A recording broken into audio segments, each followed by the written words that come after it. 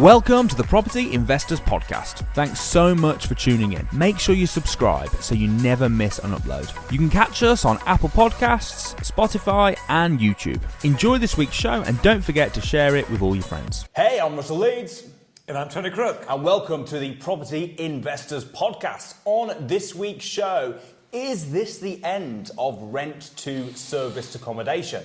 Now, there's been a big announcement by the government basically saying they're going to be clamping down on short-term lets. And I see a lot of people online are panicking. I've got people asking me, people are doing videos about it.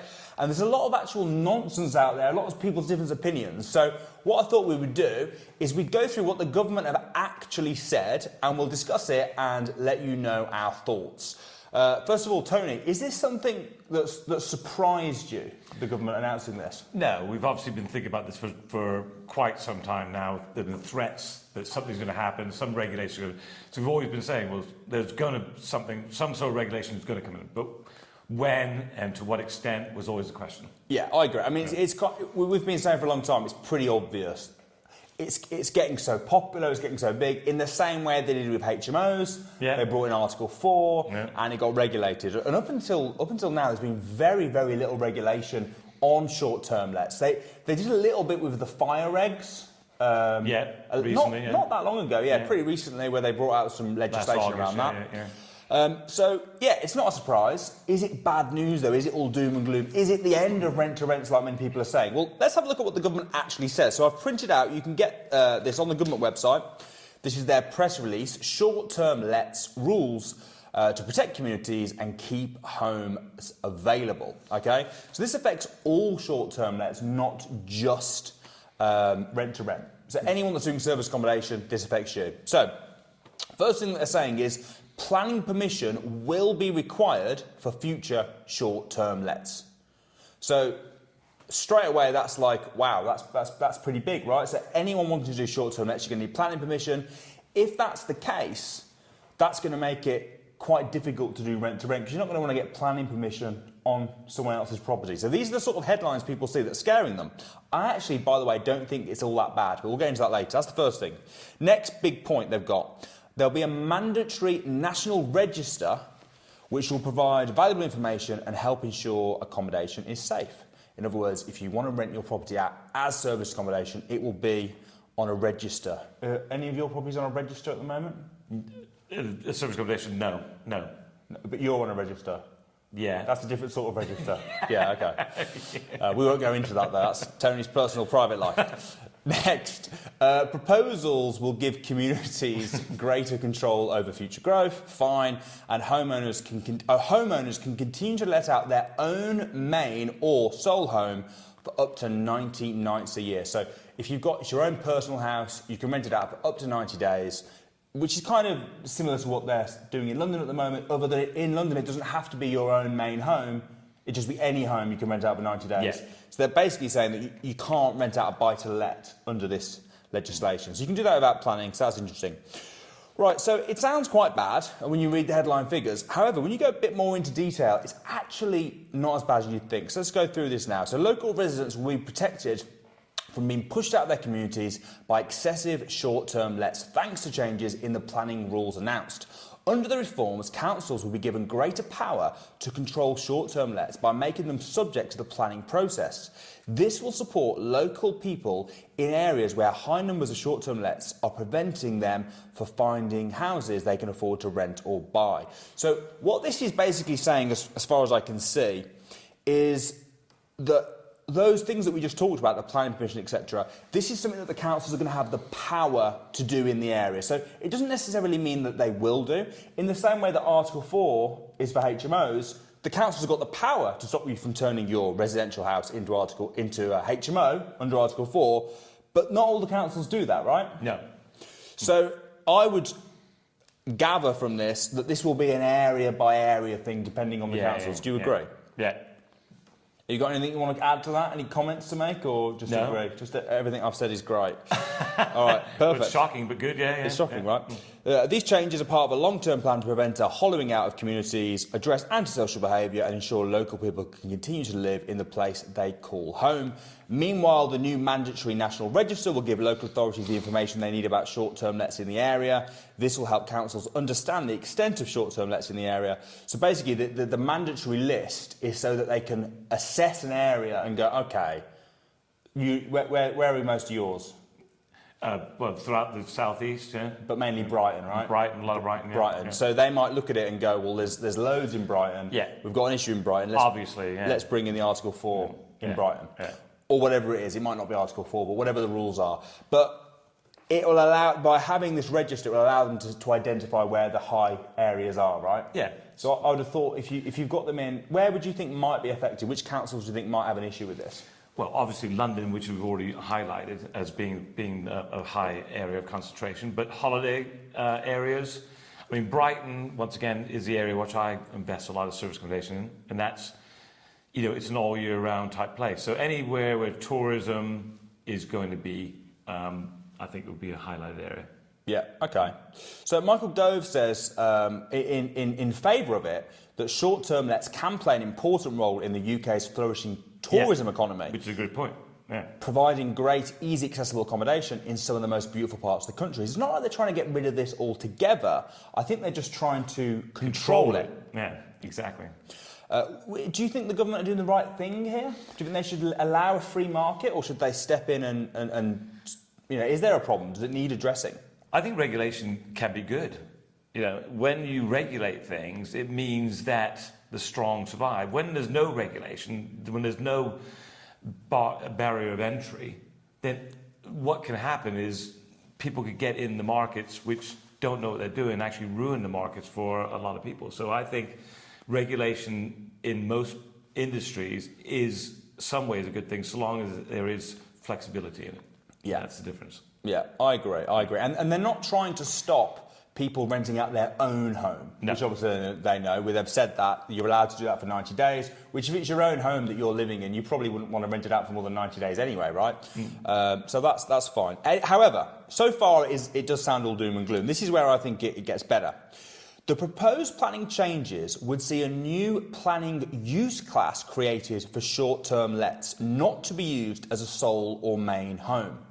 So in the same way that each sort of category of houses, so care homes, for example, are C2. Yeah. Normal residential houses are C3. HMOs are C4. Hotels are C1. And at the moment, service accommodation properties are falling under. They're kind of grey, right? They're kind of in C3 and they're kind of in C1. So if you want to do it in London, you've got to turn it into a C1, which is a guest house or a hotel. But most people that are renting out houses, they're just leaving it as C3. Yeah. So what they're saying is they're going to create a use class, I don't know, C6 or whatever it's going to be, we don't know, but they're going to create a new use class that your property will have to become. So I think that's good news. I think that's good news, yeah. Because it means that getting planning won't, if you were trying to turn it into C1, that's quite a big deal. But this new class... Yeah, if you wanted to open a hotel in the area, that's a completely different kettle of fish to opening your own little... boutique hotel, so yeah. Exactly. But this is where it gets really exciting. Existing dedicated short-term lets will automatically be reclassified into the new use class and will not require a planning application. Now, this is huge, right? Because this means basically you've got something called grandfather rights. And there's a lot with HMOs in Article 4 areas. If Article 4 comes in, which stops you turning normal residential properties into a HMO, it's Article 4. If your property is already a HMO, then you're fine. You've got the grandfather rights, you can continue to do it. So what they're saying is the exact same rule is going to come in with service accommodation. So if your property is your property's in Brighton, how many have you got in Brighton right now? I've got about 4 or 5. Because when these first came out, you said to me, didn't you? Oh no, I'm worried about my income. Because how much are you making from those? Well, make between £8,000 to £10,000 per month. Profit? Yeah. So if that suddenly went and you did them as buy-to-lets, how much would you make then? Completely, yeah. Change. Yeah. Go back to the old way. Yeah. So you're losing like 8 to 10 grand a month. Yeah. Which is massive. But now, what they're saying is you can still make your 8 to 10 grand a month, Tony. You just can't have more. Which is great news. Because what does that mean? It means it's basically a land grab, isn't it? So we're now, with any changes, disruption within an industry, there's a land grab. So being in the right place at the right time, like I am personally, then it's a good thing. With a lot of people out there already who have got established businesses, means that no more competition. We're now stopping competition, so we can actually take control of our market. Yeah, because one of the worries is, let's say if you put all your eggs into the, I always recommend diversifying anyway. Yeah. I think it's best to have different strategies, have some HMOs, have some social housing, have some service accommodation. So if rules, regulations, or market, COVID, if it changes, you haven't got all your eggs in one basket, right? So I do think it's good to have different strategies. But if you have got all your eggs in the service accommodation basket, this could have been quite worrying. Because what happens if you apply to get planning permission on your properties and they say no? The fact that anything you've done up until when this rule comes in can stay as is.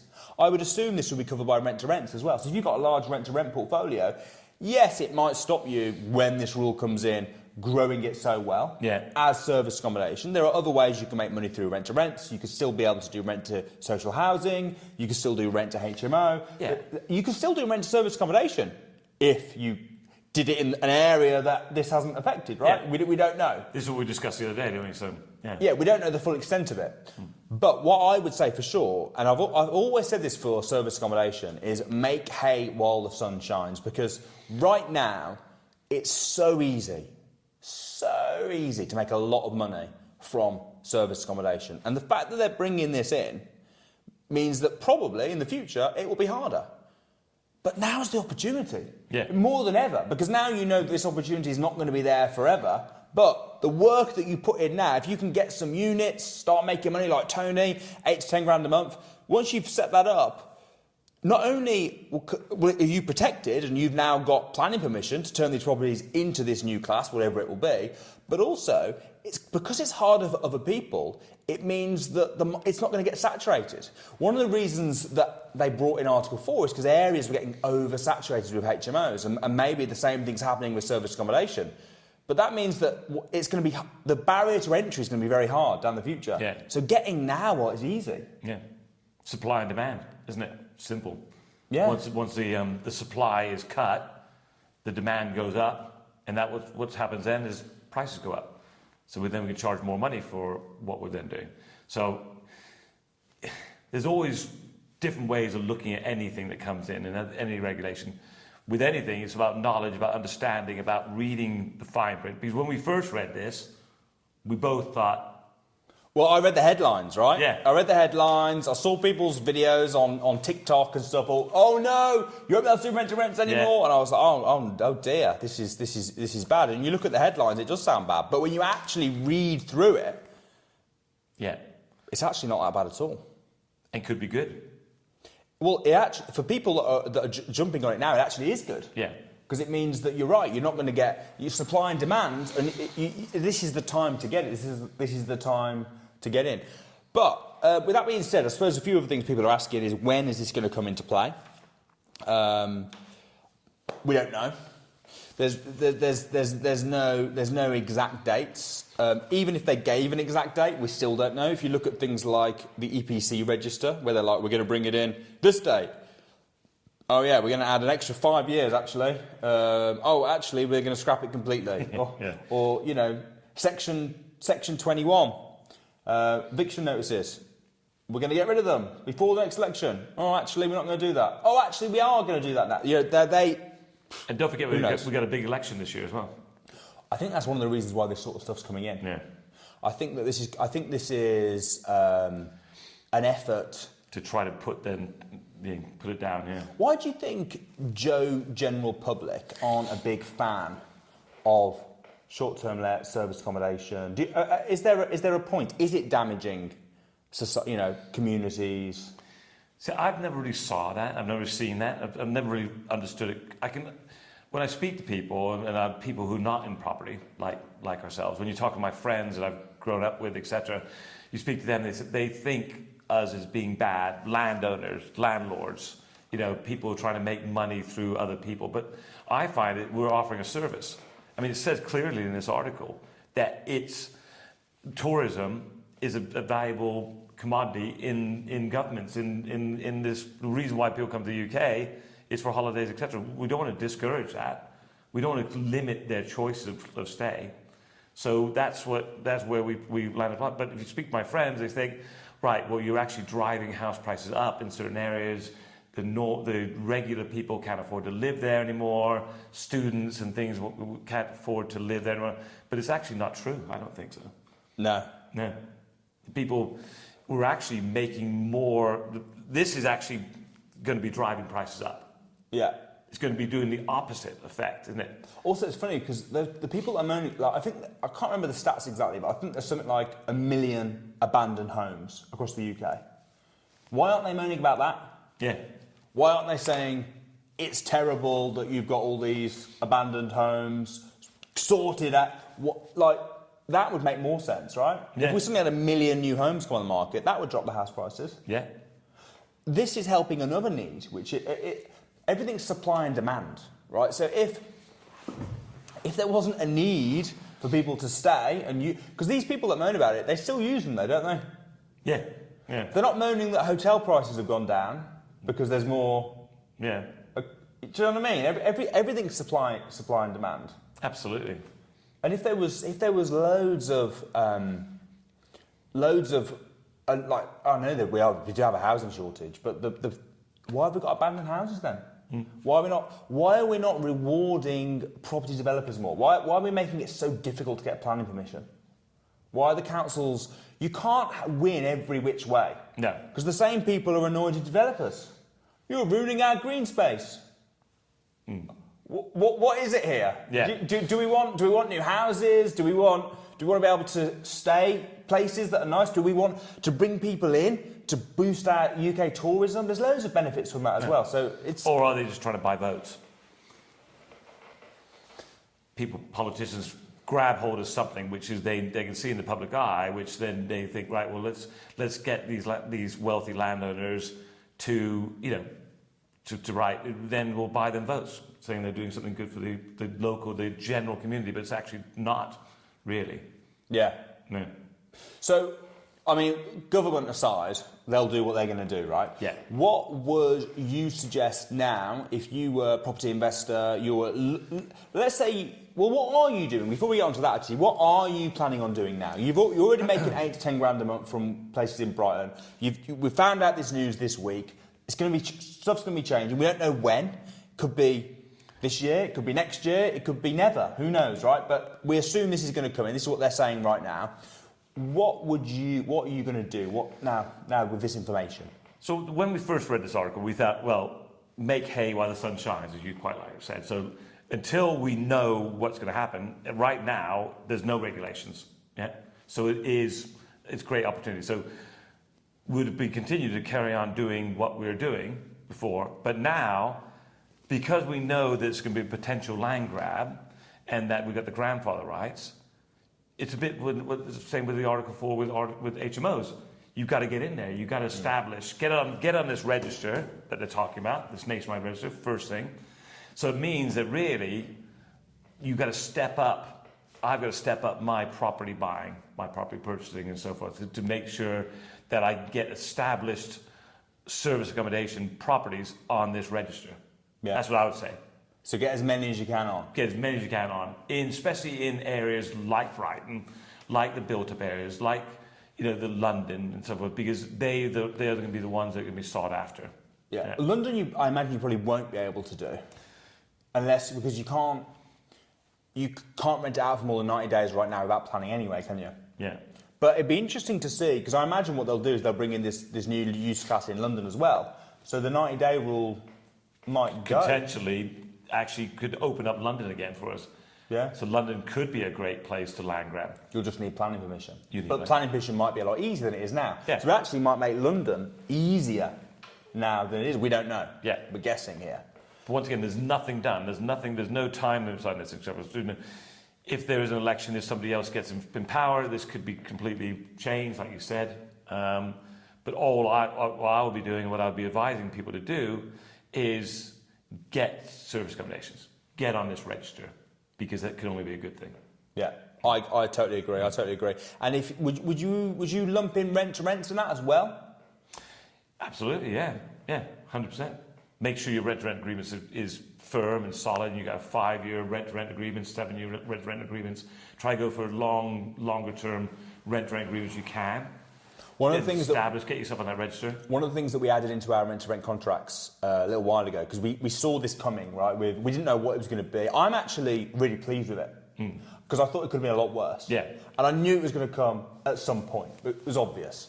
We've been saying this for years. Make hay while the sun shines. This will change. It always does, right? Yeah. So it's obvious. But one of the things we added to our rent-to-rent agreements is if it becomes illegal to rent it out as service accommodation, the contract, because what you don't want to be, you don't want to be is a breach. 5-year lease where you're having to pay the rent and now you can't rent it as service accommodation. The landlord's like, well, sorry, but it's not my problem. So in our rent-to-rent contracts, we state that if it becomes illegal or against policy to rent it out as service accommodation, that voids the contract. Which I think is very worth having in your... I would still make sure I had that in. Yeah. It's possible, we don't know, but it's possible that to go on the register, you have to be the homeowner. And you might turn around to your landlord and say, I don't know how this works, but you might, because it isn't here yet, but you might turn to the landlord and say, hey, I want to put on the register, and they say no. Yeah. We don't know. Might not understand it, might not... Oh, no, I don't want to change the use class. No, because what about when... They'd be mad. Yeah. They'd be mad to do that, but... But they don't understand, do they? No. Sometimes. Yeah. But yeah, no, I think it's essential that contracts are we look at the contracts and make sure the contracts, as you said, as you've done your contracts, to make sure that not just a break clause, because a break clause could be a year break clause or 6-month break clause. It could mean you could be stuffed for 6 months. So with this, what you're saying is right in that agreement is making sure that if any potential law changes, instantly the contract is terminated. Yeah. So, like, they're saying that obviously their goal is to introduce it this summer. Right. That's what they're saying. I think that seems a bit quick. Mm-hmm. They're obviously going through consultation stages now to decide. If you had to guess, when would you guess this will get introduced? I would say not this summer, but next summer. Yeah. You're looking about a year and a half. What do you think? I mean, it's very hard. It's very hard to know. I would be, if they're saying this summer, maybe by the end of the year, maybe. But next summer's not a bad shout as well. They tend to. It's funny, isn't it? Because it's funny how the government can get away with being so bad. It's like councils, right? And the court system, everything that's run by the government or councils is rubbish. Yeah. Right. The court, how rubbish is the court system? Very rubbish. It's horrendous. And if it was a private firm, there's no way they'd get away with being that horrendous, because we would stop using them. But because you don't have a choice, they're allowed to be so rubbish. But even on things like this, we just don't trust their timescale. If this was us putting a development and we said we're going to be finished by the summer, we'd think, okay, well, it's going to be finished by the summer. Well, because the government are saying it's going to be rubbish. Why are they so rubbish? The first thing they do is they put an article like this and they'll feed back the reaction. Won't they? Yeah. If there's total negative reaction, they'll just shelve it. Yeah. If there's positive reaction to it, they'll then use it for getting votes and for being re-elected, etc. So once again, it's all about our reaction. They'll gauge the reaction to this, and that will then determine when it gets implemented. So if your guess is it's going to come in, because obviously we can look back at this, we can see who was closer. You think it will come in next summer? We've always said it will come in, so we think it will definitely come in. Whether they can get it through this so quick like that, I don't think so. Maybe towards the end of the year, but I would say more likely, if I was going to put money on it. Yeah. Are we going to put money on it? If we're going to put money on it, it would be next summer. All right, okay. I think they're going to squeeze it. I agree as well it will come in. If it doesn't come in now, I still think it will come in. If they have negative backlash and stuff, I'm still think it will come in at some point. I'm going to go by the end of the year. I reckon it will come in. It'll be very interesting to see how it plays out. It'll be very interesting to see when they provide more information. I mean, this was updated on the 19th of February. So I'm sure in the coming months we'll get more info of how it's going to work, what the new class will be, how easy it will be to get planning with the new class, which councils are going to take this on. Will it be all of them? Will it be nationwide? Will it be certain councils? I don't think this is bad news for property investors, property entrepreneurs. I think when regulation comes in, you need to be aware of it, you need to be on top of it, you need to be able to pivot maybe. But I actually think this is good news because I knew it was going to come in at some point, and this is better than I thought it was going to be. Yeah. I think the grandfather rights bit is the bit that makes it. The big game changer, yeah, totally. Because now, the worry is you spend all this time building a strategy and then, we can't do it anymore. But if you know that everything you've spent your time building for, you can still do, just can't do it moving forward. This sort of stuff happens all the time. Look at when I first started getting interested in property back in sort of 2006, 2007, the big strategy was you could buy houses with zero deposit. You get 100% mortgage and then refinance it the next day. Yeah. And then that bang stopped. It doesn't mean that you can't do property investing anymore. It just means that the strategies change. You have to pivot and adapt. That's the same as this. Always. Rules, regulations, it's something you just need to be one step ahead of, understanding where it's going. If you put your head, if you don't listen and you don't understand what's going on, that's when you get yourself in trouble. Yeah. As long as you're one step ahead, understanding there's nothing going to be instantaneous, so things you can plan for. This is good news as far as I'm concerned. I think it's going to be a land grab. You've got to get yourself on those registers, get as many properties up and running so that you can claim those grandfather rights. Yeah, I agree. Now's the time to do the hustle. Now's the time to do the hard work. Make sure you subscribe to the show because we will keep you updated of any further news or any property announcements. So make sure you subscribe, hit the like button. I'm Russell Leeds. I'm Tony Crook. And we'll see you next week.